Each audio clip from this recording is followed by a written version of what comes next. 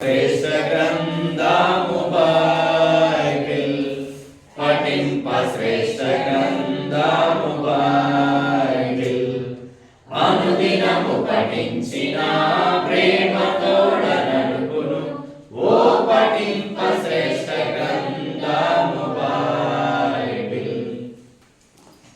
ఏం చదువుతున్నాం మనము? యెషయా గ్రంథము 9వ అధ్యాయము 6వ వచనం. యెషయా గ్రంథము 9వ అధ్యాయము 6వ వచనం. అందరం కలిసి చదువుదాము. యెషయా గ్రంథము 9వ అధ్యాయము 6వ వచనం చదువుదాము. ఏలియనగా మనకు శిశువు పుట్టెను, మనకు కుమారుడు మనకెన్నికబడెను, ఆయన భుజము మీద రాజ్యభారమును, ఆశ్చర్యకరుడు, ఆలోచనకర్త, బలవంతుడైన దేవుడు, నిత్యుడగు తండ్రి, సమాధానకర్త, అధిపతి అని అతనికి పేరు పెట్టబడను. ప్రార్థన చేద్దాం. పరిశుద్ధుడైన మా తండ్రి, మా ప్రభువైన యేసు క్రీస్తు నామములో మీ పాసానికి వస్తున్నాను. నేను తలుపుడను ఐగిడను నిష్ప్రయోజమైన దాసును ఒప్పుకుంటున్నాను. సిలువ చాటున మరుగుపరచుము, మా మధ్యలో మీ ఆత్మ సంచారం ఉంచుము, వినగలిగిన చెవులు గ్రహించేదేమో నాకు మాకు దయచేయము. మీ జీవం గల మాటల చేత మమ్మల్ని ఆదరించి బలపరచుము. మేము ఆరాధన చేయడానికి మాకు సహాయం చేయము. ఓ తండ్రి, నన్ను కేవలం మీ నోటికి బూరగా వాడుకును. సిలువ చాటున మరుగుపరచుము. నా ప్రాణాత్మ దేహాన్ని సంపూర్ణంగా మీకు అప్పచెప్పుచున్నాను. నాయన, నా ఆలోచనలు, నా తలంపులు అన్నీ కొట్టివేయండి. కేవలము మీరు మాట్లాడము. నాయన, నిజముగా మీరేమైనారో మేము గుర్తెరిగిన వారమై మిమ్మల్ని స్తుతించి గణపరిచినట్లు మాకు సహాయం చేయవలసిందిగా ప్రార్థన చేస్తూ మహిమా ఘనత ప్రభావాలు మీకు ఆరోపించుకుంటూ మా ప్రభువైన యేసు క్రీస్తు నామములో స్తుతించి ప్రార్థించి వేడుకుంటున్నాను మా పరమ తండ్రి.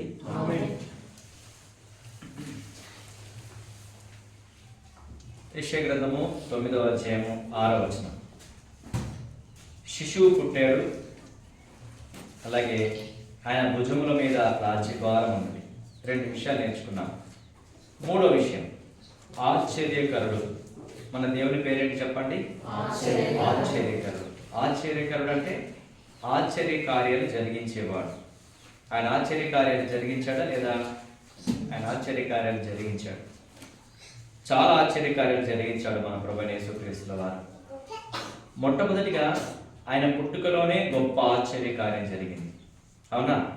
ఆయన పుట్టుకలోనే గొప్ప ఆశ్చర్య కార్యం. ఏంటి ఆశ్చర్య కార్యము అంటే, మన దేవుడు, మన ప్రభువు, మన రక్షకుడు ప్రభువైన యేసుక్రీస్తుల వారు ఆయన ఆకాశ మహాకాశాలు పట్టజాలని దేవుడు,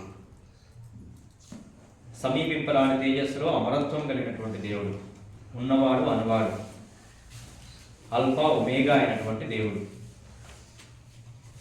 పరలోకమందు ఉన్నటువంటి దేవుడు, సింహాసనాసీనుడైనటువంటి దేవుడు. అలాంటి గొప్ప దేవుడు ఆయన ఎక్కడికి వచ్చాడు? భూమి మీదకి వచ్చాడు. భూమి మీదకి వస్తే ఇది ఆశ్చర్యకార్యమా కాదా? ఆకాశ మహాకాశాలు పట్టజాలని ఆయన ఒక మానవునిగా ఈ లోకానికి రావడం అనేది ఎంతో ఆశ్చర్యకార్యమే. ఈ సర్వ సృష్టితో పోల్చుకున్నట్టయితే భూమి చాలా చిన్నది. ఆ భూమితో పోల్చుకున్నట్టయితే మనం ఎంత ఇంకా చాలా చిన్నవారం. అణువు పరమాణు అంత చిన్నవాళ్ళం. సృష్టితో పోల్చుకుంటే మన సౌర కుటుంబమే చిన్నది. సౌర కుటుంబంతో పోల్చుకుంటే భూమి ఇంకా చిన్నది. ఆ భూమితో మనల్ని మనం పోల్చుకుంటే ఎంత? చాలా చిన్నవారం. చాలా చిన్నవారము. ఆ చిన్నవారిలాగా యేసుక్రీస్తు ప్రభువు వారు మారాడు. ఇది గొప్ప విషయమా కాదా? ఎందుకోసమని? నీకోసం, నా కొరకే ప్రభువైన యేసుక్రీస్తు వారు ఆకాశ మహాకాశాలు పట్టుచాలని ఆయన మనలాగా మారాడు. మనలాగా మారడం ఒక వంతు అయితే, ఆయన ఎక్కడ ఉన్నాడు, ఏం జరిగిందన్నది కూడా మనకి చాలా ఇంపార్టెంట్. రండి, లూకా సువార్త పోయిన వారు చదువుకున్నటువంటి వాక్య భాగమే మళ్ళీ ఒకసారి చదువుదాము. 2వ అధ్యాయం, లూకా సువార్త 2వ అధ్యాయం 6వ వచనం. 2, 6, 7 నేను చదువుతాను. 2వ అధ్యాయము 6, 7 వచనాలు. వారక్కడ ఉన్నప్పుడు ఆమె ప్రసవ దినములు నిండెను గనక తన తొలుచూలు కుమారుని కని పొత్తిగుడ్డలతో చుట్టి సత్రంలో వారికి స్థలము లేనందున ఆయన పశువుల తొట్టులో పరుండబెట్టెను.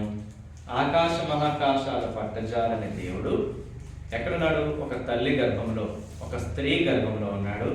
తర్వాత స్త్రీ గర్భంలో నుంచి ఒక పశువుల పాకలో పడుకోబెట్టబడ్డాడు. ఎంత తగ్గింపు! ఇది ఆశ్చర్యమా కాదా? ఆయన తలుసుకుంటే డైరెక్ట్గా రాగలడు, ఆయన తలుసుకుంటే డైరెక్ట్గా ఉండగలడు, ఏదైనా చేయగలడు. కానీ అలాగే ఏమీ చేయలేదు. ఆయన గొప్ప ఆశ్చర్యకార్యాన్ని జరిగించినాడు. ఒక తల్లి గర్భంలో, ఒక స్త్రీ గర్భంలో, ఒట్టి మట్టి మనిషి అయినా ఒక స్త్రీ గర్భంలో 9 నెలలు ఉండడానికి కూడా ఆయన ఇష్టపడ్డాడు కదా. అలాగే ఆయన ఒక పశువుల పాకలో పడుకోబెట్టడానికి ఇష్టపడ్డాడు. ఇది ఆశ్చర్యకార్యమా కాదా? ఆయనేనా పుట్టింది, ఆయనేనా పశువుల పాకలో పడుకోబెట్టబడింది? కాదనుకుంటానేమో అనే వాళ్ళకి ఇంకా సమాధానం ఇక్కడ రాయబడింది.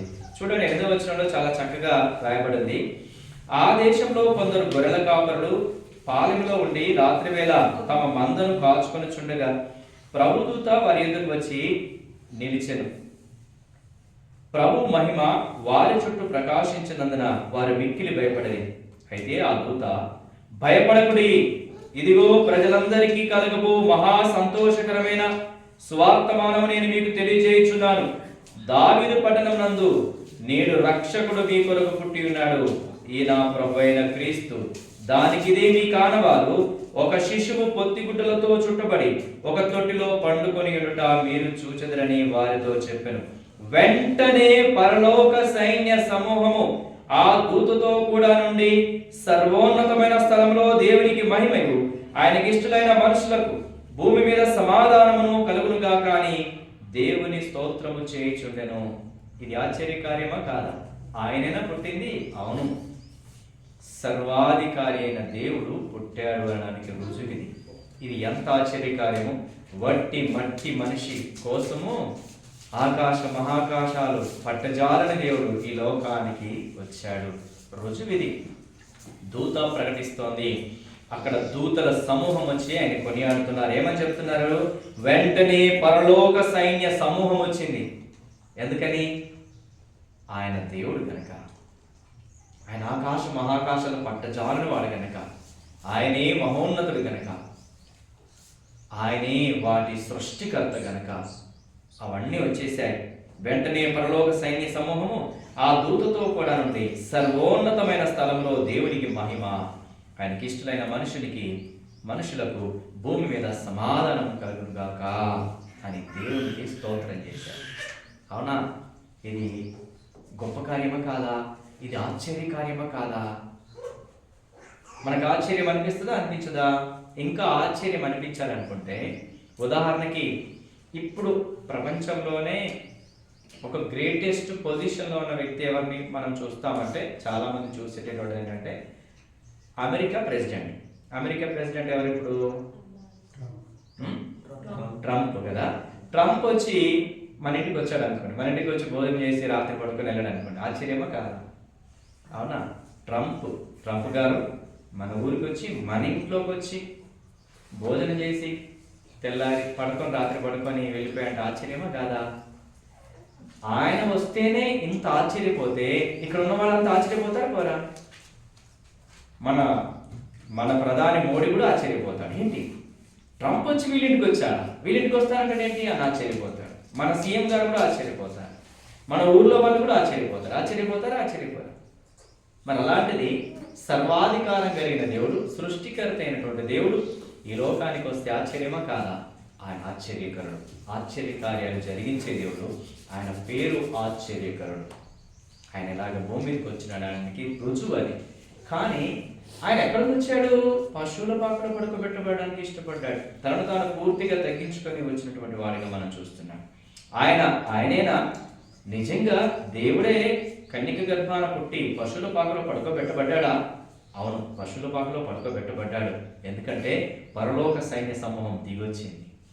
ట్రంప్ గారు వస్తే ఆయన సైన్యం వస్తుందా రాదా? ఎవరింటికి వచ్చినా వాళ్ళ చుట్టూ మొత్తం పహారా కాస్తారు. వాళ్ళు ఉంటారా ఉండరా? మన యేసుప్రభు వస్తే ఎవరు వచ్చారా రాదా? దూత వచ్చింది, ప్రకటించింది. పరలోక సైన్య సమూహం దిగి వచ్చి దేవుణ్ణి స్తుతించారు. ఎంత గొప్ప ఆశ్చర్యము! ఆయన ఆశ్చర్యకరుడు, ఆశ్చర్యకార్యాలు చేసేవాడు. ఆయన పుట్టుక ఆశ్చర్యమే అని నేర్చుకుంటున్నాం. తర్వాత మార్కు సువార్త ఒక వచనం చూద్దాం. మార్కు సువార్త 2వ అధ్యాయం.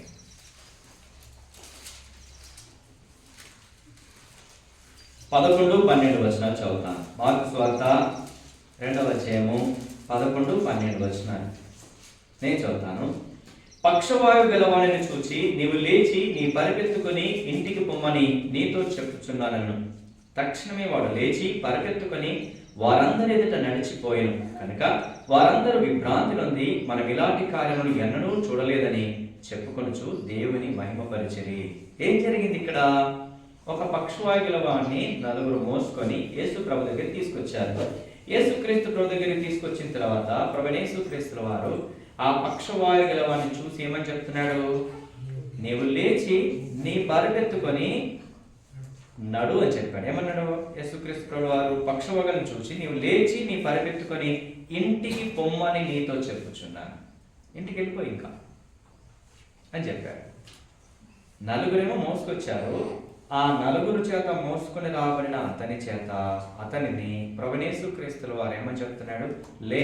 లేచి నీ పరిగెత్తుకొని నడిచి ఇంటికి వెళ్ళిపో అన్నాడు. ఏం జరిగినప్పుడు? తక్షణమే అంటే అదే క్షణంలో అప్పుడే వాడు లేచి పరిగెత్తుకొని వారందరి ఎదుట నడిచిపోయాను. ఆశ్చర్యమా కాదా? అరే, నలుగురు మోసుకొచ్చేసాము, ఇప్పటికిప్పుడే వీడు తనకు తానే లేచాడు, పరిగెత్తుకున్నాడు, చక్కగా ఇంటికి వెళ్ళిపోతున్నాడు. ఆశ్చర్యకార్యమా కాదా? మన దేవుడు ఎవరు? ఆశ్చర్యకరుడు. ఆశ్చర్యకార్యాలు చేస్తాడా చేయడా? చేశాడా చేయలేదా? ఆయన పుట్టుక ఆశ్చర్యకార్యమే. ఆయన జరిగించే క్రియలు ఆశ్చర్యక్రియలే. ఏమన్నాడు? వాళ్ళు అక్కడ ఉన్న వాళ్ళంతా కూడా ఏమనుకుంటున్నారో చెప్పండి? వారందరూ విభ్రాంతి నొంది మనం ఇలాంటి కార్యములు ఎన్నడూ చూడలేదని చెప్పుకున్నారండి. వాళ్ళు ఆశ్చర్యపోయారు, విభ్రాంతి నొందారు. అవునా? అలాంటి కార్యాలు మన దేవుడు చేయగలడు. ఎందుకని? ఆయన ఆశ్చర్యకరుడు. మన దేవుడు ఆశ్చర్యకార్యాలు చేస్తాడా చేయడా? చేస్తాడు. ఆయన ఆశ్చర్యకార్యాలు చేసే దేవుడు ఆశ్చర్యకరుడు. అవునా? తర్వాత ఇంకొక వచనాన్ని కూడా మనం చూద్దాం రండి. మార్కు సువార్త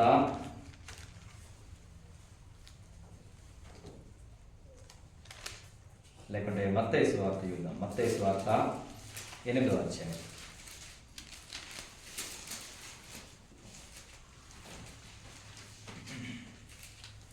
26, 27 వచనాలు చదవండి. అందుకైన అల్ప విశ్వాసులారా ఎందుకు భయపడుచున్నారని వారితో చెప్పి లేచి గాలిని సముద్రమును గద్దింపగా మిక్కిలి నిమ్మలమాయెను. ఆ మనుషులు ఆశ్చర్యపడి ఈయన ఎట్టివాడో ఈయనకు గాలియు సముద్రమును లోబడుచున్నవని చెప్పుకొనిది. ఏం జరిగింది ఇక్కడ? ప్రభువైన యేసుక్రీస్తు వారు ఆయన శిష్యులు కూడా గలిలయ సముద్రంలో ప్రయాణం చేస్తున్నారు. ఒక దోణిలో వారంతా ప్రయాణం చేస్తున్నారు. ప్రయాణం చేస్తా ఉంటే ఏం జరిగింది? అక్కడికి తుఫాన్ వచ్చింది. సముద్రం మీద గొప్ప తుఫాన్ లేసింది. అలలన్నీ కొట్టేస్తున్నాయి. అలలన్నీ కూడా కొట్టడం చేత, ఆ భయంకరమైన తుఫాను చేత నీళ్ళన్నీ వచ్చి ఓడలో నిండిపోతున్నాయి. యేసుక్రీస్తు ప్రభువు వారు చక్కగా ఆయన నిద్రపోతున్నారు. ఇప్పుడు ఆ శిష్యులంతా కూడా కంగారు పడ్డారు. కంగారు పడి, యేసు ప్రభువా లే, మేమందరం నశించిపోతున్నాము, నీకు చింత లేదా? చూడు ఎట్లాగా తుఫాన్ లేస్తుందో, ఎట్లా గాలి వస్తుందో, ఎట్లాగా అలలు కొడుతున్నాయో చూడు, దోణంతా నిండిపోయింది, చచ్చిపోయేటట్టున్నాం, లే అని చెప్పేసి యేసుక్రీస్తు ప్రభు వారు లేపారు. అప్పుడు యేసుక్రీస్తు ప్రభు లేచి ఏం చేస్తున్నాడు చూడండి. ఏం చేస్తున్నాడు? ఆయన లేచి గాలిని సముద్రమును గద్దింపగా మిక్కిలి నిమ్మలమాయెను. లేచాడు, గాలిని సముద్రాన్ని గద్దించాడు. అంతే. యేసుక్రీస్తు ప్రభువు వారు ఏం చేశారు? లేచి వాటిని గద్దించాడు. దేన్ని గద్దించాడు? గాలిని సముద్రాన్ని గద్దించాడు. గద్దిస్తే ఏం జరిగింది? మిక్కిలి నిమ్మలమాయెను, కూల్ అయిపోయాయి. పిల్లల్ని ఎవరైనా పెద్దలు గద్దించినప్పుడు ఎట్లుంటారు? సైలెంట్ అయిపోతారు కదా, అవునా? పిల్లల్ని పెద్దలు గద్దిస్తారు. ఏదైనా వాళ్ళు అల్లరి చేస్తున్నప్పుడు గట్టిగా గద్దించగానే సో వాళ్ళు కూల్గా కామ్ అయిపోతారు, అక్కడి నుంచి వెళ్ళిపోతారు. మన ప్రభువైన యేసుక్రీస్తుల వారు కూడా గాలి సముద్రం అల్లరి చేస్తోంది కదా, అల్లరి చేస్తోంది, చాలా అల్లరి చేస్తోంది. ఏమన్నారు వాళ్ళు? 27వ వచనం ఎవరైనా చదవండి. ఆ మనుషులు ఆశ్చర్యపడి ఈయన ఎట్టివాడో ఈయనకు గాలియు సముద్రమును లోబడుచున్నవని చెప్పుకోండి. ఆశ్చర్యపడ్డారా లేదా? అమ్మ, పెద్దవాళ్ళు ఎలాగైతే చిన్నపిల్లలు గద్దిస్తే సైలెంట్ గా మారిపోతారో, ఏంటి ఈయన గాలిని సముద్రంలో గద్దిస్తే అవి నిమ్మలమైపోయాయి. ఎందుకు అవి సైలెంట్ అయిపోయాయి? ఎందుకు మిక్కిలి నిమ్మలమయ్యాయి? ఆయన ఆశ్చర్యకారుడు. అలా ఆశ్చర్యపోయారా లేదా? యేసుక్రీస్తు ప్రభువారు ఎవరు? ఆశ్చర్యకరుడు. ఆశ్చర్యకార్యాలు చేస్తాడు. అవునా? వాళ్ళు ఆశ్చర్యపోయారు. అక్కడ ఉన్నటువంటి వాళ్ళు కూడా అప్పటికప్పుడే స్వస్థత జరగడం ద్వారా వాళ్ళు ఆశ్చర్యపోయారు. పరలోక సైన్య సమూహం దిగి రావడం ద్వారా జనాలంతా ఆశ్చర్యపోయారు. ఎవరు? అక్కడ ఉన్నటువంటి గొర్రెల కాపర్లు ఆశ్చర్యపోయారా లేదా? పరలోక సైన్య సమూహం దిగి వచ్చింది, దేవుని స్తుతిస్తున్నారు. భయపడి వాళ్ళు ఆశ్చర్యపోయినారు. ఏంటి, పరలోక సైన్య సమూహం వచ్చింది?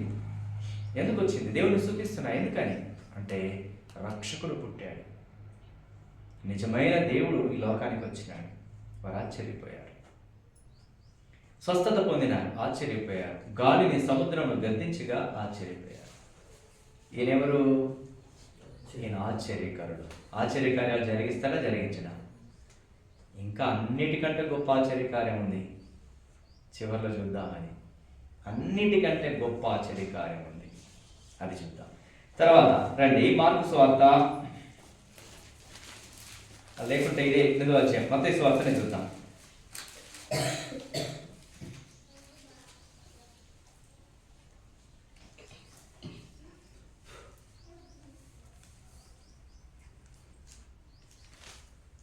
లూకా సువార్త ఇంకా క్లారిటీగా ఉంటుంది. లూకా సువార్త చూద్దాం.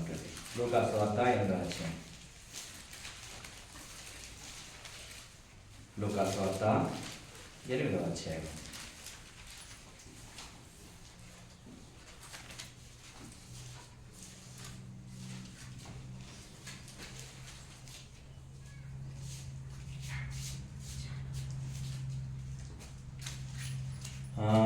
ఎనిమిదో అధ్యాయము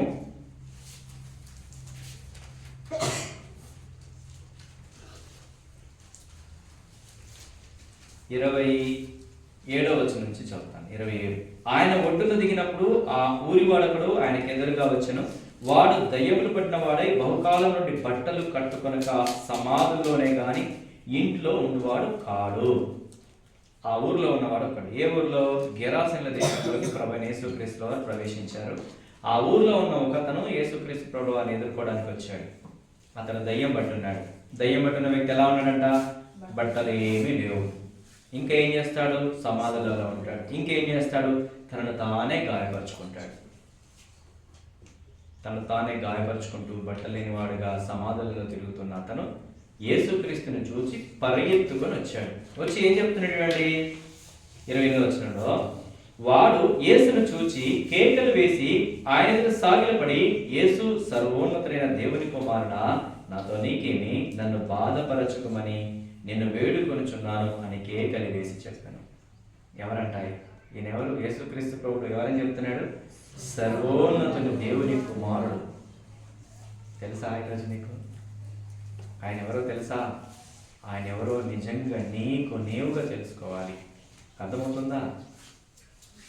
ఎవరో చెప్తే విన్నావు, సువార్త విన్నావు, కానీ సువార్త విన్న తర్వాత నీవుగా ఏమని తెలుసుకోవాలో తెలుసా? ఆయన సర్వోన్నతుని దేవుని కుమారుడు, ఆయనే దేవుడు, ఆయన తప్ప వేరొక దేవుడు లేడు అని తెలుసుకోవాలి. అర్థమవుతుందా? ఆ యేసుక్రీస్తు మరో పేరేంటి? ఆశ్చర్యకరుడు. ఏం నేర్చుకుంటున్నా ఇప్పుడు? ఆశ్చర్యకరుడు. ఆయన ఆశ్చర్యకార్యాలు చేస్తున్నాడు. ఆయన పుట్టుక ఆశ్చర్యకార్యం, ఆయన స్వస్థపరచుట్లో ఆశ్చర్యకార్యం, ఆయన గాలిని సముద్రాన్ని గద్దించి నిమ్మల చేయడంలో ఆశ్చర్యకార్యం. అవునా? అందరూ ఆశ్చర్యపోతున్నారా లేదా? ఆయన పేరే ఆశ్చర్యకరుడు, ఆయన చేసే పనులన్నీ ఆశ్చర్యకార్యాలే. కాబట్టి ఇక్కడ మనం చూస్తున్నాము, ఒక దయ్యం పట్టిన అతను యేసుక్రీస్తు ప్రభు దగ్గరికి వచ్చినాడు. ఆయన ఏమని చెప్తున్నాడు అంటే, సర్వోన్నతుని దేవుని కుమారుడా, నాతో నీకేం పని? ఎట్లా చెప్తున్నాడు? చాలా ఇంపార్టెంట్ అండి. 28వ వచనం చదవండి. వాడు యేసును చూచి కేకలు వేసి ఏం చేస్తున్నాడు చెప్పండి? ఎంత అద్భుతము! వాడిని ఎంతో మంది వాళ్ళ ఇంటి వాళ్ళు ఆ దయ్యం పట్టిన వాడిని గొలుసులతో కట్టేశారు. ఆగాడా? ఆగలే. గొలుసుల్ని ఒట్టి తెంపేసుకొని సముద్రంలోకి పరిగెత్తుకొని వెళ్ళినటువంటి క్యాండిడేట్ ఇప్పుడు యేసు ప్రభు దగ్గరికి వచ్చి ఏం చేస్తున్నాడు చెప్పండి? సాగిల పడుతున్నాడు. ఎందుకని? ఆయన సర్వాధికారం కలిగినటువంటి దేవుడు, ఆయనే నిజమైన దేవుడు అని ఎవరికి తెలుసు? ఆ దయ్యాలకి తెలుసు. ఈరోజు నీకు తెలుస్తుందా? తెలియాలి. నీవు నేను నమ్మినటువంటి ప్రభువైన యేసుక్రీస్తు వారు ఆశ్చర్య కార్యాలు జరిగించే ఆశ్చర్యకరుడు, భూమిని ఆకాశమును కలుగజేసిన దేవుడు, సృష్టికర్త అయినటువంటి దేవుడు. కనుక వాడు సాగిలపడి నమస్కారం చేస్తూ, యేసు నాతో నీకేం పని అని మాట్లాడుతున్నాడు. ఏమని చెప్తున్నాడు? ఇంకా వాడు యేసుని చూచి కేకలు వేసి ఆయన సాగిలపడి, యేసు సర్వోన్నతుడైన దేవుని కుమారుడా, నాతో నీకేమి, నన్ను బాధపరచుకోమని నేను వేడుకొనుచున్నానని కేకలు వేసి చెప్పాడు. బాధపరచుకు నన్ను అని కేకలు వేసి చెప్పిన వాడుగా ఉన్నాడు. ఇది వాడి యొక్క స్థితి. ఓకేనా? ఇప్పుడు యేసుక్రీస్తు ప్రభువు వారు ఏమని చెప్తున్నటువంటి 31వ వచనంలో 30-31 యేసు నీ పేరేమని వాడిని అడగగా చాలా దయ్యములు వాడిలో జొచ్చి ఉండని గనక వాడు తన పేరు సేన అని చెప్పి పాతాళములోనికి పోటకు తనకు ఆజ్ఞాపించవద్దని ఆయన వేడుకను. అక్కడ విస్తారమైన పందుల మంద కొండ మీద మేయిచుండని గనక వాడిలో చొచ్చుటకు తమకు సెలవిమ్మని ఆయన వేడుకనగా ఆయన సెలవిచ్చను. అప్పుడు దయ్యంలో ఆ మనిషిని విడిచిపోయి పందులలో జొచ్చెను గనక ఆ మంద ప్రపాతం నుండి సరస్సులోనికి వడిగా పరిగెత్తి ఊపిరి తిరగక చచ్చెను. మేపుచున్న వారు జరిగిన దాన్ని చూచి పారిపోయి ఆ పట్టణంలోను గ్రామంలోను ఆ సంగతిని తెలియజేసిరి. ఏమైంది? ఇప్పుడు దయ్యాన్ని వెళ్ళగొట్టేశాడు. ఎక్కడి నుంచి? ఆ మనిషిలో నుంచి దయ్యాలు వెళ్ళగొట్టబడ్డాయి. వెళ్ళగొట్టబడిన తర్వాత ఈ సంగతి అంతా కూడా అక్కడ ఉన్నటువంటి పందులు మేపేవారు చూసి ఊర్లోకి పరిగెత్తుకొని వెళ్ళి అందరికీ చెప్పారు. చెప్పిన తర్వాత ఆ ఊర్లో ఉన్న వాళ్ళంతా కూడా పరిగెత్తుకొని ప్రభువైన యేసుక్రీస్తు వారి దగ్గరికి వచ్చారంట. అది ఎక్కడ రాయబడింది? 35వ వచనంలో జనులు జరిగిన దానిని చూడవెళ్ళి యేసునొద్దకు వచ్చి, ఎవరు వచ్చారు? ఇప్పుడు ఊర్లో ఉన్న వాళ్ళందరూ వచ్చారు. ఎందుకు వచ్చారు? యేసు అనే అతను వచ్చాడు. అతనికి మన ఊరతను దయ్యాలు పట్టిన వాడు సాగిలపడి, సర్వోన్నతుని దేవుని కుమారుడా, నాతో నీకేం పని అని మాట్లాడము, దయ్యాలన్నీ వెళ్ళిపోవడము, పందుల మందులో ప్రవేశించడము, పందులన్నీ సరస్సులోనికి వెళ్ళి చచ్చిపోవడము, ఇదంతా మేము చూసాము, రండి మీరు అని వాళ్ళు చెప్పడంతోనే ఊర్లో ఉన్న వాళ్ళందరూ యేసు ప్రభు దగ్గరికి వచ్చారు. యేసు ప్రభు దగ్గరికి వచ్చి ఏమని చెప్తున్నారు? జనులు జరిగిన దాన్ని చూడవెళ్ళి, జనులందరూ కూడా ఆ జరిగినటువంటి దాన్ని చూడడానికి వచ్చి యేసు నొద్దకు వచ్చి దయ్యములు వదిలిపోయిన మనుషుడు బట్టలు కట్టుకొని స్వస్థ చిత్తుడై యేసు పాదం మీద కూర్చున్న చూచి భయపడిరి. ఏమయ్యాడు ఇప్పుడు అతడు? ఆయన ఏం జరిగింది? ఆయనకి చక్కగా బట్టలు కట్టుకొని స్వస్థత పొంది యేసు పాదాల మీద కూర్చున్నాడు. ఊర్లో వాళ్ళందరికీ ఏం తెలుసు? వాడు బట్టలు కట్టుకోవడని, తన ఒంటిని తనే గాయపరుచుకుంటాడని, వాడిని కట్టేసిన గొలుసులతో కట్టేసినప్పటికీ వాడు ఆగడని, వాటిని అన్నిటిని తెంపేసుకుంటాడని, వాడు సమాధుల్లో తిరుగుతాడని, ఎవరి మాట వినడని వాళ్ళందరికీ తెలుసు. తెలుసా? తెలియదా? తెలుసు. కానీ ఇప్పుడు జరిగే సంగతి ఏంటి? వాడు బట్టలు కట్టుకున్నాడు, చక్కగా యేసయ్య పాదాల దగ్గర కూర్చున్నాడా లేదా? ఇది ఆశ్చర్య కార్యమా కాదా? మన ప్రభువు ఆశ్చర్యకరుడు. మన ప్రభువు ఆశ్చర్యకరుడు. అది చూచిన వారు దయ్యములు పట్టిన వాడు ఎలాగో స్వస్థత నందునో జనులకు తెలియజేయగా అంటారు. కాబట్టి అదంతా చూసి వాళ్ళు ఆశ్చర్యపోయారు. ఈరోజు ప్రభు నీకు నాకు జ్ఞాపకం చేస్తున్నటువంటి సత్యము 3 విషయాలు మనం నేర్చుకున్నాం. ఎన్ని ఇప్పటికీ ఎన్ని చెప్పాను? ఎన్ని ఆశ్చర్య కార్యాలని? 4వది కదా, ఇది 4వది. 4 ఆశ్చర్య కార్యాలు. ఫస్ట్ది యేసు ప్రభు పుట్టుక ఆశ్చర్యకార్యం. 2వది ఆయన స్వస్థపరచుట్లో ఆశ్చర్యకార్యం. 3 గాలిని సముద్రాన్ని గద్దించి నిమ్మలపరచుట్లో ఆశ్చర్యకార్యం. 4 దయ్యాన్ని వెళ్ళగొట్టడంలో ఆశ్చర్యకార్యం. ఇంకా గొప్ప ఆశ్చర్యకార్యాన్ని చూద్దామా? రండి. ఇవి రెండు విషయాలు కలిపి ఒకటే మాటగా చూద్దాం మనం. యోహాను సువార్త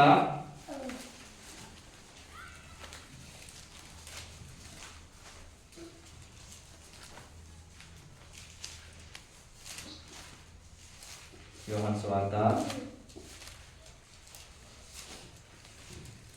ఇంకా చాలా ఉన్నాయి ఆశ్చర్యకార్యాలు, కానీ మనము కొన్నిటితోనే మనము క్లోజ్ చేద్దాము. 8వ అధ్యాయము యోహాను సువార్త 8వ అధ్యాయము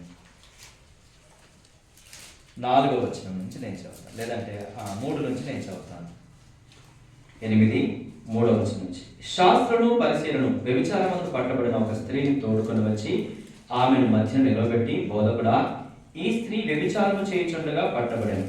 అట్టి వారిని రాళ్ళు రువి చంపవలని ధర్మశాస్త్రంలో మోషే మనకు ఆజ్ఞాపించను కదా, ఆయనను నీవేమి చెప్పుచున్నావని ఆయన అడిగిరి. ఆయన మీద నేరము మోపాలని ఆయన శోధించుచు ఇలాగని అడిగిరి. అయితే యేసు వంగి నేల మీద వేలితో ఏమో వ్రాయిచుండెను. వారాయన పట్టు వదలక అడుగుచుండగా ఆయన తల ఎత్తి చూచి, మీలో పాపము లేని వాడు మొట్టమొదట ఆమె మీద రాయి వేయవచ్చునని వారితో చెప్పి మరలా వంగి నేల మీద వ్రాయిచుండెను. వారు ఆ మాట విని పెద్దవారు మొదలుకొని చిన్నవారి వరకు ఒకని వెంట ఒకడు బయటికి వెళ్ళిరి. యేసు ఒక్కడే మిగిలెను.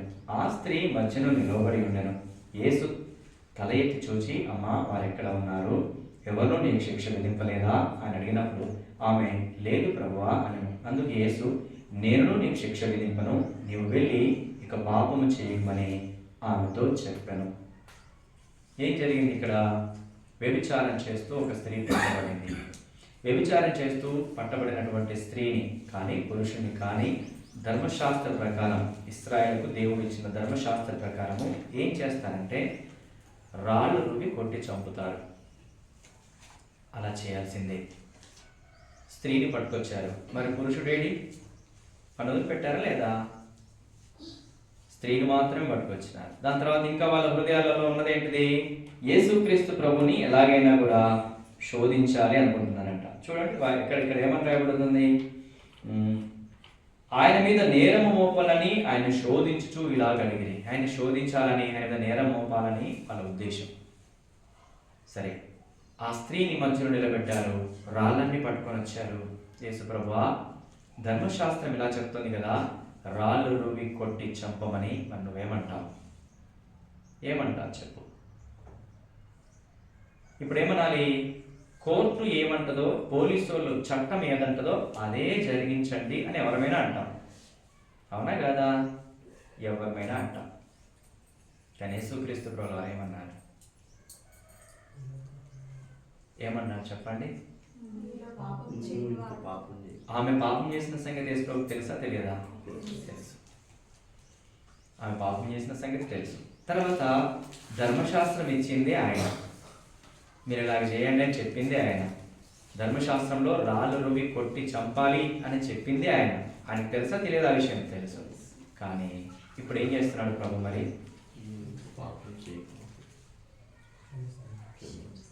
ఆమె పక్షాన నిలబడ్డా లేదా? ఆమె పక్షాన ఉన్నాడా లేదా? ఎంత ఆశ్చర్యం! ఒకవేళ ఆ సన్నివేశంలో మనమే ఉంటే ఎట్లా ప్రవర్తిస్తాను చెప్పండి? ఆ ప్రదేశంలో, ఆ సన్నివేశంలో ఒకవేళ నువ్వే ఉంటే, నేనే ఉంటే ఏమంటాం? నిన్న మా డ్యూటీలో ఒక సంఘటన జరిగింది. నా డ్యూటీ లోపల ఒక ఆయన తాగి వచ్చాడు. అసలు డ్యూటీలో తాగకూడదు. డ్యూటీ చేస్తూనే మధ్యలో ఎప్పుడు తెచ్చుకున్నాడో తెలియదు, కానీ మధ్యాహ్నం అట్లా 12 గంటల ప్రాంతంలో తాగాడు. ఫుల్ తాగాడు మంచిగా. మెటీరియల్ తీసుకోవడానికని వేరే ఇంకొక సెక్షన్కి వెళ్ళాడు. అక్కడ ఆ సార్తో గొడవపడ్డాడంట. ఏదో మొత్తం మీద బూతులు మాట్లాడితే ఆ సారు ఈయన మీద కంప్లైంట్ రాసి ఇచ్చాడు. తాగొచ్చాడు, నా మీద బూతులు మాట్లాడాడు, ఇష్టం వచ్చినట్టు మాట్లాడి కంప్లైంట్ ఇచ్చాడు. ఇస్తే నేను మాన్యువల్గా చేస్తాను కాబట్టి కంప్లైంట్ నేను రాయాలంట, నా దగ్గరికి తీసుకొస్తాను ఆయన్ని. సాక్షి గవాయి అన్నీ నేనే అన్నట్టు. అంటే ఆయనకి దాన్ని ఏమంటారు, అది మందు తాగలేదా అని టెస్ట్ చేసేది డివైస్ నా దగ్గరే ఉంటుంది. ఆయన తీసుకొచ్చి కూర్చుని పెట్టారు.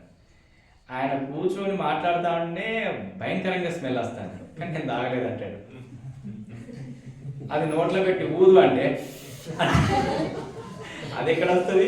అది వస్తలేదు. అక్కడ ఉన్న వాళ్ళంతా చూస్తున్నారు, అందరూ వచ్చారు. ఇక నేను అంటాడు, ఉప్పాను అంటే అంటా ఉన్నాడు ఆయన. ఇంకా అది వస్తలేదు, రీడింగ్ చూపించలేదు. అరే రీడింగ్ చూపించట్లేదు కదా, అక్కడ ఉన్న వాళ్ళు తాగలేదు అంటారు. ఇక కార్మికుల సపోర్ట్ కదా, ఎందుకంటే ఒకవేళ తాగినంటే చార్జ్ షీట్ వస్తుంది, తాగకూడదు. తాగితే ఏమైతే చార్జ్ షీట్ అవుతుంది. ఆయన వాళ్ళందరూ ఏమంటున్నారంటే, చూడు ఆ మిషన్ కూడా చూపిస్తలేదు, నేను తాగలేదు, కానీ వాసన అయితే సూపర్ వస్తుంది కదా. సో ఇక్కడ నేను ఏం చెప్తున్నానంటే, సపోర్ట్గా ఎవరు ఉంటున్నారు చెప్పండి కదా. మిషన్ చూపిస్తుంది కదా, ఇంకేంటి సార్ ఆయన తాగలేదు అంటున్నారంట వాళ్ళు, అక్కడ ఉన్న వాళ్ళు. నేను ఈ విషయాన్ని ఎందుకోసం చెప్తున్నాను అంటే, మనకు సపోర్ట్గా ఎవరు ఉంటారు? తప్పు చేసింది వాస్తవమే, వ్యభిచారం చేసింది వాస్తవమే, శిక్షించాల్సింది వాస్తవమే, కానీ సపోర్ట్గా నిలబడేది ఎవరు? క్షమించేది ఎవరు? హక్కున చేర్చుకునేది ఎవరు? కోడి తన పిల్లలను హక్కున చేర్చుకున్నట్టుగా చేర్చుకునే దేవుడు మన ప్రభువైన యేసుక్రీస్తు వారు. ఆమె తప్పు చేసింది వాస్తవమే, రాళ్ళు రువి కొట్టాలి వాస్తవమే, కానీ ఎట్లా ఆమెను తప్పించాడు చూసారా? ఎలా తప్పిస్తాడు? ఆమె హృదయాన్ని ఎరిగిన దేవుడు. అందరి ముందు దొంగతనం చేసిండు అంటేనే ఎంత అవమానం. వీడు దొంగతనం చేసినని ఒక కర్రకి కట్టేసి వాడిని కొడతా ఉంటే అందరి ముందు వాడికి అవమానం ఉంటుందా ఉండదా? అట్లాంటిది వ్యభిచారం చేసిందంటే ఎంత ఉంటుంది? ఇంకెంత ఉంటుంది? ఒక దొంగతనం చేసిండు అంటేనే, ఏదైనా తప్పు పొరపాటు చేసిండు అంటేనే అందరి ముందు ఎంతో అవమానం. అట్లాంటిది వ్యభిచారం చేసినట్టు ఎంత అవమానం ఉంటుంది? అందులో పురుషుడైతే వేరు, స్త్రీ అయితే. కాబట్టి ప్రభువుకు ఆమె హృదయం తెలుసు, ఆమె వేదన తెలుసు, ఆమె కన్నీరు తెలుసు. కన్నీరును తుడిచే దేవుడు, వేదనని అర్థం చేసుకునే దేవుడు, దుఃఖాన్ని అర్థం చేసుకునే దేవుడు, బాధని అర్థం చేసుకునే దేవుడు మన దేవుడు. మనుషులు ఎవరు అర్థం చేసుకోరు, మనుషులు ఎవరు మన పక్షాన్ని నిలబడరు, మనుషులు ఎవరు మనకి సపోర్ట్ చేయరు, కానీ ప్రభు నిలబడతాడు. ఇది ఆశ్చర్య కార్యం. అర్థమవుతుందా? అందరు ఆశ్చర్యపోలేదా? అందరూ అనుకున్నారు ఇంకా ఈమె పని అయిపోయింది, ఈమెను కొట్టేస్తాం, ఈమె చచ్చిపోద్దని. కానీ కొట్టారు ఒక్కడన్నా? ఆశ్చర్యకారమా కాదా? ప్రభు చెంతకొస్తే చాలు ఆయన కొన్ని చేర్చుకుంటాడు. నువ్వెవరైనా పర్వాలేదు, ఎంత ఘోర పాపివైనా పర్వాలేదు, ఎలాంటి పాపంతో ఉన్నా పర్లేదు, దేవుడు తన చేతులు నీ కొరకు చాచించాడు. నీకున్నారు అక్కడ నీ తల్లి, నీ తండ్రి, నీ తమ్ముడు, నీ అక్క, నీ చెల్లి. నేను ఆదరించకపోవచ్చు, నిన్ను దగ్గర తీసుకోకపోవచ్చు, నీ అవసరతలు అక్కడ తీర్చకపోవచ్చు, నీ కన్నీరు తుడచకపోవచ్చు, కానీ ప్రభు సన్నిధికి వస్తే ప్రభు తీరుస్తాడా తీర్చడా? ఇది సాక్ష్యమా కాదా? ఆమె తప్పు చేసింది వాస్తవమా కాదా? వాస్తవమే. శిక్షించాలా శిక్షించకూడదా? శిక్షించాలి. కానీ యేసు తప్పించాడా లేదా? ఇప్పుడు ప్రభు నీతోనే మాట్లాడేది. ఒకవేళ ఎలాంటి పాపం చేశావో, ఎంతగా నువ్వు నీ ఇష్టానుసారంగా బ్రతుకుతున్నావో, దేవునికి వ్యతిరేకంగా జీవిస్తున్నావో, అయితే నీ తండ్రి నీ కొరకు చేతులు చాచించినాడు. ఆయన దగ్గరికి వస్తే నేను కాపాడుతాడు. ఇది ఆశ్చర్యకార్యం. లోకులంతా ఆశ్చర్యపోతారు. లోకులంతా ఆశ్చర్యపోయేటట్టుగా నిన్ను మారుస్తాడు ఆయన. నిన్ను ఒక గొప్ప వ్యక్తిగా చేస్తాడు ఆయన. నిన్ను ఒక గొప్పదానిగా చేస్తాడు ఆయన. ఇది నీకోసమే మాట్లాడేది దేవుడు. వస్తావా యేసు ప్రభు దగ్గరికి? ఆమె అయితే రాలేదు, ఆమెను తీసుకొచ్చారు కదా. కానీ ఈరోజు ప్రభు మాట్లాడుతున్నాడు, నువ్వు రా, ఈ సత్యం నీకు బయలుపరచబడుతుంది, ఈ సత్యం నీకు తెలియజేయబడుతుంది కదా, నువ్వు ఒకసారి రా, నా దగ్గరికి వచ్చి చూడు. దుఃఖం ఏదైనా, కష్టం ఏదైనా, బాధ ఏదైనా, తప్పిదం ఏదైనా, గొడవ ఏదైనా పర్వాలేదు, నా దగ్గరికి రా, నా దగ్గరికి వచ్చి చూడు, నేను దాన్ని ఎలా సాల్వ్ చేస్తానో, మనుషులంతా ఆశ్చర్యపోయేటట్టుగా, లోకమంతా ఆశ్చర్యపోయేటట్టుగా నేను చేస్తాను. నా పేరే ఆశ్చర్యకారుడు. వస్తావా అంటాడు యేసు ప్రభు. ఆమెను బ్రతికించినాడా లేదా? ఆమె మీద ఒక్క రాయన పడిందా? ఒక్క రాయి కూడా పడలేదు, తప్పించినాడు. తర్వాత ఆమెని శిక్ష నుంచి తప్పించడం మాత్రమే ఆయన చేశాడా? కాదు, ఇంకా చేశాడు. ఏం చేశాడు ఆయన? ఇంకా 10వ వచనంలో, యేసు తల ఎత్తి చూసి, అమ్మా వారు ఎక్కడ ఉన్నారు, ఎవరు నీకు శిక్ష విధింపలేదా అని అడిగినప్పుడు ఆమె, లేదు ప్రభువా అని తల ఎత్తి చూశాడు. ఎవరు కూడా అక్కడ లేరు. ఆమె అడుగుతున్నాడు, అమ్మా ఎవరు కూడా నీకు శిక్ష విధించలేదా? ఎవరు ఇప్పుడు యేసుప్రభు శిక్ష విధించవచ్చా, విధించరాదా? ఆయన ఒక్కడే అర్హుడు. ఆయన పాపం లేనివాడు. ఆయన మాత్రమే పరిశుద్ధుడు. ఆయనకు మాత్రమే అధికారం ఉంది. కానీ ఇప్పుడు శిక్షించాలా వద్దైనా? శిక్షించవచ్చు. నువ్వు తప్పు చేశావు, నువ్వు పాపం చేశావు, నువ్వు వ్యభిచారం చేశావు, పట్టుబడ్డావు, వాస్తవం అది. నేను రాళ్ళతో కొట్టి చంపొచ్చు అని రాళ్ళతో కొట్టాడా? లేదు. ఏం చేశాడు? యేసు, నేను నీకు శిక్ష విధింపను, నీవు వెళ్ళి ఇక పాపము చేయకమని ఆమెతో చెప్తాను. ఇది మన ప్రభు చేసేది. యేసు ప్రభు దగ్గరికి వస్తే శిక్ష విధింపడు, అవకాశం ఇస్తాడు ఇంకొకసారి. ఏమంటాడు యేసు ప్రభు? నువ్వు తప్పు చేసావు వాస్తవమే, కానీ నీకు నేను కూడా శిక్ష విధించా, ఇంకొకసారి పాపము చేయకు అంటాడు. ఎంత మంచివాడు కదా. మనం అందరం భయపడేది ఎందుకని? శిక్ష విధిస్తారని, కొడతారని, శిక్ష విధిస్తారని భయపడతాం. కానీ యేసు ప్రభు ఏం చేస్తాడు చెప్పండి? ఇంకొక అవకాశాన్ని ఇస్తాడు దేవుడు. నీకు శిక్ష విధించడు, ఇక పాపము చేయకు అని చెప్తాడు. ఎంత మంచివాడో కదా యేసయ్య. మరి యేసయ్య దగ్గరికి ఎందుకు రాలేకపోతున్నాం మనం? నిన్ను కొట్టడే, తిట్టడే, శిక్షించడే, ఆయన క్షమిస్తాడే, మరి ఎందుకు రాలేకపోతున్నాం? ఇకనైనా నువ్వు వస్తే నీకు ఎంత మేలో, ఎంత క్షేమమో. ఆయన ప్రేమ గలవాడు, నీ మీద కుక్కృత రానివాడు, నేను శిక్షించడు. ఇంకొక అవకాశాన్ని ప్రభు నీకు ఇస్తాడు. కాబట్టి యేసు ప్రభు దగ్గరికి రా. నీ శిక్షలో నుంచి తప్పిస్తాడు ఆయన. ఎవరి చేత నీ మీదకి శిక్ష రాకుండా చేస్తాడు, ఆయన కూడా నేను శిక్షించాడు. అవునా? ఎవరి చేత శిక్ష వచ్చినట్టు చేశాడా? లేదు. ఆయన శిక్షించాడా? లేదు. పైపెచ్చు క్షమించాడు, ఇక మరలా పాపము చేయకు అని చెప్తాడు. ఆశ్చర్యకార్యమా కాదా? ఆయన ఆశ్చర్యకరుడు. పాపమును క్షమించుట్లో, తీర్పు తీర్చుట్లో ఆశ్చర్యకరుడు. అసలు ఎవరైనా ఊహించుంటారా ఆయన తీర్పు తీరుస్తాడని? ఎవరు ఊహించుంటారు? ఆయన ఆశ్చర్యకరుడు. అవునా కాదా? ఇంకొక వచనాన్ని చూద్దాం. లూకా సువార్త చివరిగా ఒకటి చూద్దాం.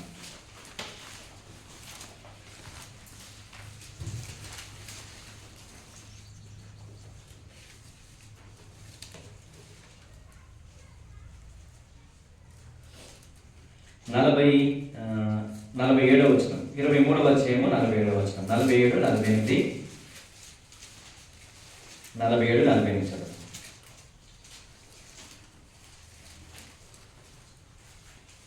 క్షమించండి, 41 లేదంటే 40 నుంచి చదువుతాను. 40, 39 నుంచి చదివి ఇంకా పెట్టండి. 23వ అధ్యాయము 39 నుంచి చదవండి. వేయబడిన ఆ నేరస్తులలో ఒకడు ఆయన దూషించుచు, నీవు క్రీస్తువు కదా, నిన్ను నీవు రక్షించుకొనుము, మమ్మిని కూడా రక్షించుమని చెప్పాను. అయితే రెండవ వాడు వాడిని గద్దించి, నీవు అదే శిక్షా విధిలో ఉన్నావు గనక దేవునికి భయపడవా? మనకైతే ఇది న్యాయమే. మనము చేసిన వాటికి తగిన ఫలము పొందుచున్నాము. కానీ ఈయన ఏ తప్పిదము చేయలేదని చెప్పి ఆయన చూచి, యేసు, నీవు నీ రాజ్యంలోనికి వచ్చినప్పుడు నన్ను జ్ఞాపకము చేసుకొని మనం చాలు. ఇక్కడ ఏం జరుగుతుందంటే, సిలువ వేయడము అంటే చంపడమే, మరణమే. ఉరి వేయడము అంటే చంపడమే కదా. కోర్టు ఉరి వేసిందంటే చచ్చిపోతాడని అర్థం. ఇక్కడ కూడా ఆ గవర్నమెంట్ ప్రకారము సిలువ వేయడము అంటే చావడమే. వాళ్ళకి చావే శరణ్యము. ఎవరికి ఉరి శిక్ష వేస్తారు? ఎవరికి ఆ శిలువ శిక్ష వేస్తారంటే భయంకరమైనటువంటి దొంగతనాలు, వ్యభిచారాలు, హత్యలు చేసినటువంటి వారికి వేస్తారు. యేసుక్రీస్తుతో పాటు ఇద్దరికి శిక్ష విధించారు. ఇద్దరు దొంగలు, వారు నరహంతకులు, వ్యభిచారులు, ఎంతో భయంకరమైనటువంటి జీవితాన్ని నివసించినటువంటి వాళ్ళు. వాళ్ళిద్దరిని కూడా యేసుక్రీస్తు ప్రభు కుడివైపున ఒకరిని, ఎడవైపున ఒకరిని సిలువ వేశారు. ఇప్పుడు ఒక అతను, ఒక దొంగ అంటున్నాడు, ఏమని చెప్తున్నాడంటే, నీవు క్రీస్తు కదా, నిన్ను నువ్వే రక్షించుకో, మమ్మల్ని కూడా రక్షించు అని ఎగతాళి చేస్తున్నాడు. నువ్వు క్రీస్తు కదా. క్రీస్తు అంటే మెస్సయ్య. మెస్సయ్య అంటే రాజు, రాజులకు రాజు, ప్రభులకు ప్రభు, రాబోయే మెస్సయ్య ఆయన కదా. కాబట్టి నువ్వు మెస్సయ్య కదా, నువ్వు క్రీస్తు కదా, నిన్ను నువ్వే రక్షించుకో, మమ్మల్ని కూడా రక్షించు అన్నట్టుగా ఎగతాళి చేస్తున్నాడు. వాడి స్వభావాన్ని మార్చుకోవట్లేదు కదా. అయితే రెండో వాడు ఏమని చెప్తున్నాడంటే 40వ వచనంలో, అయితే రెండో వాడు వాడిని గద్దించి, నీవు అదే శిక్షా విధిలో ఉన్నావు గనక దేవునికి భయపడవా? నువ్వు కూడా అదే శిక్షలో ఉన్నావు కదా, ఇప్పటికైనా దేవునికి భయపడవా అని వాడితో అని ఏమని చెప్తున్నాడంటే,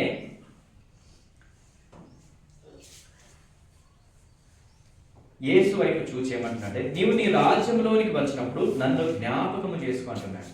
యేసు ప్రభువా, నీ రాజ్యముతో వచ్చేటప్పుడు నన్ను జ్ఞాపకం చేసుకో అంటున్నాడు. ఈ దొంగ ఎవరు? ఈయన దొంగ. శిలువలో వేలాడుతున్నటువంటి ఈయన ఎవరు? ఒక దొంగ. 2, చాలా మందిని చంపినటువంటి వ్యక్తి, వ్యభిచారం చేసినటువంటి వ్యక్తి, మానభంగాలు చేసిన వ్యక్తి, అనేకులను హింసించిన వ్యక్తి, భయంకరమైనటువంటి వ్యక్తి ఈయన. అవునా? అవునా కాదా? ఇలాంటి భయంకరమైనటువంటి కరుడుగట్టినటువంటి ఒక దొంగ కేవలం ఒక మాట మాట్లాడుతున్నాడు. యేసు, నీ రాజ్యంతో వచ్చినప్పుడు నన్ను జ్ఞాపకం చేసుకో. రాజ్యంతో వచ్చినప్పుడు అంటే యేసు రాజు, మెస్సియా, క్రీస్తు అని తెలుసుకొని నీ రాజ్యంతో వచ్చినప్పుడు నన్ను జ్ఞాపకం చేసుకొని ఒక్క మాట అన్నాడు చాలు, అంతే. ఏం చేస్తున్నాడు యేసు ప్రభు? ఏమంటున్నాడు చెప్పండి? అందుకు ఆయన ఏమని చెప్తున్నాడు? నేడు నీవు నాతో కూడా పరదేశులో ఉందని. ఎంత బాగుందో ఈ మాట. ఏమంటాడు యేసు ప్రభు? నీవు నేడు నాతో కూడా పరదేశులో ఉంటావు, నేనుండే స్థలంలోనూ ఉంటావు. యేసు ప్రభు పరిశుద్ధుడు. యేసు ప్రభు పరిశుద్ధుడు ఎక్కడికి వెళ్తాడు? పరలోకానికి వెళ్ళేటటువంటి వ్యక్తి. అవునా? మరి ఇప్పుడు యేసు ప్రభుతో పాటు ఈయన ఉన్నాడంటే ఈయనకి ఏం జరిగింది? పరిశుద్ధపరచబడ్డాడు. ఎవరైనా దొంగ, హత్యలు చేసిన వ్యక్తి, మానభంగాలు చేసిన వ్యక్తి, దోచుకున్నట్టు వ్యక్తి, కొట్టిన వ్యక్తి, తిట్టిన వ్యక్తి, భయంకరమైనటువంటి ఒక వ్యక్తి కేవలం ఒక్క మాట అన్నాడు యేసు, నేను నీ రాజ్యంతో వచ్చినప్పుడు నన్ను జ్ఞాపకం చేసుకో అంటే ఒక దొంగని తనతో పాటు తీసుకువెళ్ళేటటువంటి గొప్ప గుణలక్షణము కలిగినటువంటి వ్యక్తి మన ప్రభువైన యేసుక్రీస్తు వారు. ఆయన ఆశ్చర్యకరుడు కాదా? వాళ్ళందరూ ఆశ్చర్యపోతారా? కూడా ఇప్పుడు ఇక్కడ వాళ్ళంతా కూడా నరకంలో ఉన్నటువంటి వ్యక్తులు. అంటే ఈ దొంగతో పాటు దొంగతనాలు చేసి రకరకాలుగా ఉన్న వ్యక్తులు నరకంలో నుంచి ఆ దొంగని చూస్తే ఆశ్చర్యమా కాదా వాళ్ళకి? అరే నువ్వెట్లా వచ్చారా? నువ్వు మాతో పాటు నరకంలో కదా ఉండాల్సింది, కానీ నువ్వు దేవుడితో పాటు అక్కడ ఉన్నావేంటి? వాళ్ళకి ఆశ్చర్యమే. ఆశ్చర్యకారుడా కాదు ఆయన? ఈ ఆశ్చర్యకార్యం ద్వారా నేర్చుకోవాల్సింది ఏంటి? ఈ ఆశ్చర్యకార్యం ద్వారా నేర్చుకోవాల్సింది ఏంటంటే ఆయన సన్నిధికి వచ్చి గోజాడితే చాలు, ఆయన సన్నిధికి వచ్చి విశ్వాసం ఉంచితే చాలు, ఆయన సన్నిధికి వచ్చి యేసు నన్ను జ్ఞాపకం చేసుకుంటే చాలు, ఆయన పాపములనన్నిటినీ క్షమిస్తాడు, హక్కును చేర్చుకుంటాడు. ఈ ఆశ్చర్యకరుడైన దేవుడు. అర్థమవుతుందా? అయితే గొప్ప ఆశ్చర్యకార్యం ఇంకొకటి ఉంది, బహు గొప్ప ఆశ్చర్యకార్యం ఇంకొకటి ఉంది. ఏంటో తెలుసా? నీవు నేనే, ఇతడైనా దొంగైనా నీ రాజ్యంతో వచ్చినప్పుడు నన్ను జ్ఞాపకం చేసుకో, నువ్వు మెస్సయ్యని నమ్ముతున్నాను అనేటటువంటిది మనకి ఇక్కడ కనబడుతుంది. కానీ మనం నమ్మామా యేసు ప్రభుని? నమ్మలేదు. నేనైతే నమ్మలేదు. పైపెచ్చు యేసు ప్రభును రకరకాలుగా దూషించిన వ్యక్తిగా, క్రైస్తవుని కూడా దూషించిన వ్యక్తిగా ఉన్నాడు. బహు మొండివాడిగా, కఠినుడిగా ఉన్నాడు. బండలాంటి మొండి హృదయం కలిగిన వాడిగా ఉన్నాడు. దొంగకున్న లక్షణాలు లేవు నాకు, అంటే దొంగకున్నటువంటి ఆ విశ్వాసం నాకు లేదు. పైపెచ్చు యేసు ప్రభుని తిట్టిన వాడిని, క్రైస్తవుల్ని కూడా దూషించిన వాడిగా ఉన్నాను. అయితే ప్రభు ఆశ్చర్యకరుడు నన్ను మార్చాడు. బండలాంటి మొండి హృదయాన్ని మాంసని హృదయం, మెత్తని హృదయంగా ప్రభు చేశాడు. నిన్ను కూడా అలాగే చేస్తాడు. నువ్వు ఎంత మొండివాడివైనా, ఎంత మొండిదానివైనా, ఎంత ఘోర పాపివైనా, ఎట్లాంటి దుర్మార్గపు పనులు చేసినా, ఎంత పాప పనులు చేసినా ప్రభు ఆశ్చర్యకరుడు. అందరూ ఆశ్చర్యపోయేటట్టుగా నేను మార్చగలడా లేదా? ఈరోజు నిన్ను అలాగే మార్చాడు, ఆశ్చర్యకార్యం జరిగించాడు. బండలాంటి మొండి హృదయం ఉన్న నిన్ను నువ్వు మార్పు చెందేదాకా నిన్ను వెంబడించి నిన్ను రక్షించాడు. ఇది ఆశ్చర్యకార్యమా కాదా? ఆశ్చర్యకార్యమా కాదా? ఆశ్చర్యకార్యాలు జరిగించే దేవా, నా బండలాంటి మొండి హృదయాన్ని కూడా మార్చి ఆశ్చర్యకరుడుగా నన్ను రక్షించినావు అని ఆరాధించాలా వద్దా? ఆరాధించాలా వద్దా? ఎన్ని రకాలుగా మనం ఆరాధించాలా? రోగాల్ని స్వస్థపరచుట్లో ఆశ్చర్యకరుడు. నీకే రోగం ఉన్నా అప్పటికప్పుడే బాగు చేయగలిగినటువంటి దేవుడైనా, అవునా? రెండవది ఏంటి? ఇంకా ఆయన దయ్యాలని వెళ్ళక, దానికంటే ముందుది సముద్రాన్ని గాలిని గద్దించినాడు, అవునా? గద్దించి ఆశ్చర్యకార్యాలు చేసే దేవుడైనా. ఎలాంటిదైనా పరిస్థితులు ఎలాంటివైనా పర్వాలేదు, నీ రోగాన్ని బాగు చేయగలరు. నీ పరిస్థితి ఎలాంటిదైనా పర్వాలేదు, దాన్ని మార్చగలిగినటువంటి దేవుడు. మారుస్తాడా? మార్చడా? ఎవరైనా ఊహిస్తారా బండలో నుంచి నీళ్ళు వస్తాయని? ఎవరైనా ఊహిస్తారా సముద్రం 2 పాయలుగా అవుతుందని? ఎవరైనా ఊహిస్తారా ఆకాశంలో నుంచి ఆహారం వస్తుందని? ఇవన్నీ ఆశ్చర్యకార్యాలు కావా? అవునా కదా? భూమిలో నుంచి ఆహారం వస్తుంటే ఎవరైనా నమ్ముతారు, కానీ ఆకాశంలో నుంచి ఆహారం వచ్చిందా రాలేదా? భూమిలో నుంచి నీళ్ళు వస్తాయంటే ఎవరైనా నమ్ముతారు, కానీ బండలో నుంచి నీళ్ళు వస్తాయంటే అసలు నమ్మనే నమ్మను. నువ్వేం చెప్తున్నావు? నీ మాట నమ్మమంట, కానీ బండలో నుంచి నీళ్ళు వచ్చాయా లేదా? ఇప్పటికీ బండ సాక్ష్యంగా. ఆశ్చర్యకరుడు మన దేవుడు. పరిస్థితుల్ని మార్చి ఆశ్చర్యకార్యాలు జరిగించే దేవుడు మన దేవుడు. తర్వాత ఒక స్త్రీ హక్కున చేర్చుకున్నటువంటి దేవుడు. తీర్పును చక్కగా తీర్పు తీర్చి కాపాడి రక్షించి క్షమించే దేవుడు యేసు ప్రభు. అవునా? ఒక దొంగ, భయంకరమైనటువంటి దొంగని అప్పటికప్పుడే క్షమించి కృప చూపి తనతో పాటు ఉండనించేటటువంటి దేవుడైనా. వాళ్ళకంటే గొప్ప కార్యము నిన్ను నన్ను మార్చిన దేవుడైనా. ఆయన స్తుతించాలా వద్దా? నీ బండలాంటి మొండి హృదయం మారితే, మాంసని మెత్తని హృదయంగా నేను మార్చితే మనం స్తుతించకుండా ఉండలేము. ఆయన్ని కనపరచకుండా ఉండలేము. ప్రభా, నువ్వు నన్ను దర్శించకపోతే, నువ్వు నాపై కృప చూపకపోతే నేను ఈరోజు రక్షించబడేవాడినే కాదు. నేను తాగుతూ, ఇష్టం వచ్చినట్టుగా మాట్లాడుతూ, ఇష్టం వచ్చినట్టుగా ప్రవర్తిస్తూ నిత్య నరకాగ్నికి వెళ్ళవలసిన వాడిని, ఆ భయంకరమైన మంటలలో యుగాలు కాలిపోయవలసిన వాడిని. నువ్వు నాపై కృప చూపా. బండలాంటి మొండి హృదయాన్ని మార్పు చేసావు ప్రభా. మాంసని మెత్తని హృదయంగా మార్చావయ్యా. నువ్వు నిజముగా ఆశ్చర్యకరము ప్రభా. ఆశ్చర్యకార్యం జరిగించినందుకై నీకు వందనాలు అని చెప్పాలా వద్దా? మన దేవుడు ఆశ్చర్యకరుడు. ఆయన పుట్టుక ఆశ్చర్యకార్యం, ఆయన పరిశుద్ధత ఆశ్చర్యకార్యం, ఆయన మరణము ఆశ్చర్యకరం, ఆయన తిరిగి లేవడము ఆశ్చర్యము. అవునా కాదా? ఎవరైనా లేచారా ఈ లోకంలో? అలాగా ఆయనలాగా ఎవరైనా పుట్టారా? ఆయనలాగా ఎవరైనా పశువుల పాకలు పెట్టబడ్డారా? ఆయనలాగా ఎవరైనా ఏమీ లేకుండా, ఆయనకి కనీసం ఉండడానికి ఇల్లైనా ఉందా? ఉండడానికి ఇల్లు కూడా లేదు, జాగ కూడా లేదు. అలాగ నివసించిన ఆయన. ఇది ఆశ్చర్యకార్యమే. పరిశుద్ధంగా నివసించుట్లో ఆశ్చర్యకార్యమే. ఆయన పాపముందా? తప్పు చేశాడా? ఆయన పరిశుద్ధంగా నివసించుట్లో ఆశ్చర్యకార్యమే.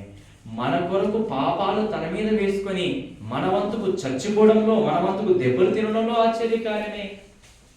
మన వంతుకు తన రక్తమంతా కారడంలో ఆశ్చర్యకార్యమే. తిరిగి లేవడంలో ఆశ్చర్యకార్యమే. ఆయన బ్రతికంతా ఆశ్చర్యకార్యమే. ఆశ్చర్యకరుడు ఈరోజు నీతో మాట్లాడుతున్నాడు. నీ హృదయంలో కూడా, నీ జీవితంలో కూడా ఆశ్చర్యకార్యాలు చేస్తాడు ఆయన. ఆయన దగ్గరికి వస్తే గొప్ప ఆశ్చర్యకార్యాన్ని మనం చూస్తాం. మన జీవితంలో చేసిన ఆశ్చర్యకార్యాన్ని బట్టి, మన జీవితంలో జరిగించినటువంటి గొప్ప అద్భుతాలని, ఆశ్చర్యకార్యాన్ని బట్టి, మన జీవితం మార్పు చెందిన విధానానికై మనం ఆయన స్తుతించాలా వద్దా? స్తుతిద్దాం. దేవుడు మనకు చేసిన గొప్ప ఉపకారాన్ని బట్టి, గొప్ప మేలులను బట్టి మనం ఆయన్ని గణపడతాం, ఆయన్ని ఆరాధిద్దాం, ఆయన్ని పూజిద్దాం. ఇది మాత్రమే కాదు, రక్షించబడిన తర్వాత నీకు కూడా ఆశ్చర్యకార్యాలు చేసి ఉంటాయి. డబ్బులు ఏమి లేకపోయి ఉండొచ్చు, డబ్బులు ఏమి లేవు, ఇంట్లో డబ్బులు లేవు, బియ్యం అయిపోయినాయి. బియ్యం తీసుకురావడానికి వెళ్ళాలి, నేను బియ్యం తీసుకురమ్మన్నది వెళ్ళాలా? ఎక్కడ, ఎవరిస్తారు, ఎట్లా ఇస్తే డబ్బులు? బాధతో కుమిలిపోతూ సరే అని చెప్పేసి, బట్టలు కూడా లేవు, మామూలు బట్టలే. మొన్న ఎప్పుడో ఇడిచినటువంటి షర్ట్ ఒకటి దొరికింది, అది వేసుకొని నేను వెళ్తున్నాను. జేబులో చెవి వేడి చూస్తే ఎంతున్నాయి, 500 నోటు. తెలుసా, ఇలాంటి ఆశ్చర్యకార్యాలు దేవుడు మన జీవితాలలో ఎన్నో చేస్తాడు. 500 నోటు జేబులో ఉంటుంది అనుకుంటామా? కానీ ఉన్నదా లేదా? ఉంటుంది. అద్భుతం. ఇంట్లో డబ్బులు ఏం లేవు, బీరువాలో చేయబెట్టి చూస్తే 500 ఎప్పుడో పెట్టినవి కనబడతాయి. అప్పుడు ఆశ్చర్యకార్యం చూడమని దేవుడు ప్రేరేపిస్తాడు. ఒక్కసారి చూడరా, బీరువాలో డబ్బులు ఇక్కడికి రావా, అంత ఎప్పుడో ఖాళీ చేసాము, ఇప్పుడు ఇవ్వచ్చుగా, చూడు వెళ్ళమనంటే చూస్తే డబ్బులు ఉంటాయి, దొరుకుతాయి ఖచ్చితంగా. ఇలాంటి జరగలేదా మీ జీవితంలో? ఇలాంటివి కాదు, రకరకాల ఆశ్చర్యకార్యాలు మన జీవితంలో చూస్తాం. ఎందుకని? ఆయన ఆశ్చర్యకారుడు, నిజంగా ఆశ్చర్యకార్యాలు చేస్తాడు. అవునా కదా? అన్నీ అలాంటి ఆశ్చర్యకార్యాలు నీ జీవితంలో ఎన్ని చేశాడో వాటిని బట్టి నీ హృదయాన్ని దేవుడు మార్పు చెందించి నిన్ను ఒక గొప్ప వ్యక్తిగా, రక్షించబడిన వ్యక్తిగా మార్పు చెందించిన ఈ ఆశ్చర్యకార్యాన్ని బట్టి మనం ఆయన ఆరాధించే వారంగా ఉన్నాం. ఆరాధనలో ప్రవేశిస్తాము. ఆరాధనలో ప్రవేశించడానికి ముందు ఒక పాట పాడుకుంటాము. లేచి నిలబడి